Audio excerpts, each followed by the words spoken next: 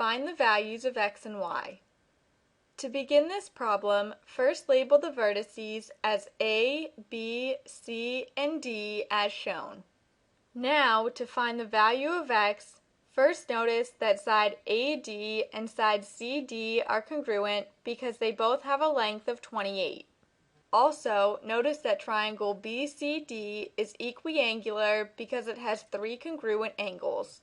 So, by the corollary to the converse of the base angles theorem, triangle BCD is equilateral and has three congruent sides. Therefore, side AD is also congruent to side BD. By the base angles theorem, angle DAB is congruent to angle DBA, and by the definition of congruent angles, the measure of angle DAB equals the measure of angle DBA. From the diagram, you can see that the measure of angle DBA is 2x degrees.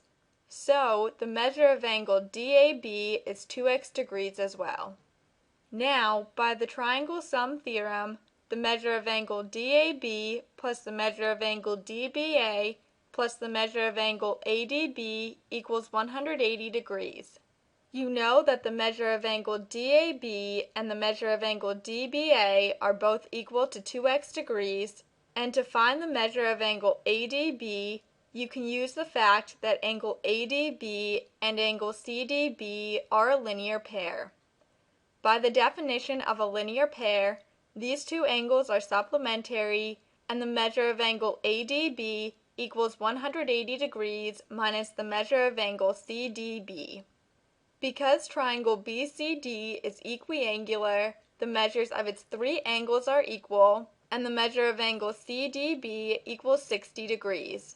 So, the measure of angle ADB equals 180 degrees minus 60 degrees, which equals 120 degrees. Now, to solve for x, first combine like terms on the left-hand side of the equation. 2x plus 2x gives you 4x. Next, you can subtract 120 from both sides of the equation. This gives you 4x equals 60. Finally, you can divide both sides of the equation by 4. This gives you x equals 15.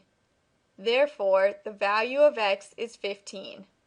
Next, to find the value of y, you can use the fact that triangle BCD is equilateral and has three congruent sides. So, side BC is congruent to side DC. By the definition of congruent segments, the length of side BC equals the length of side DC. From the diagram, you know that the length of side BC is 4y, and the length of side DC is 28.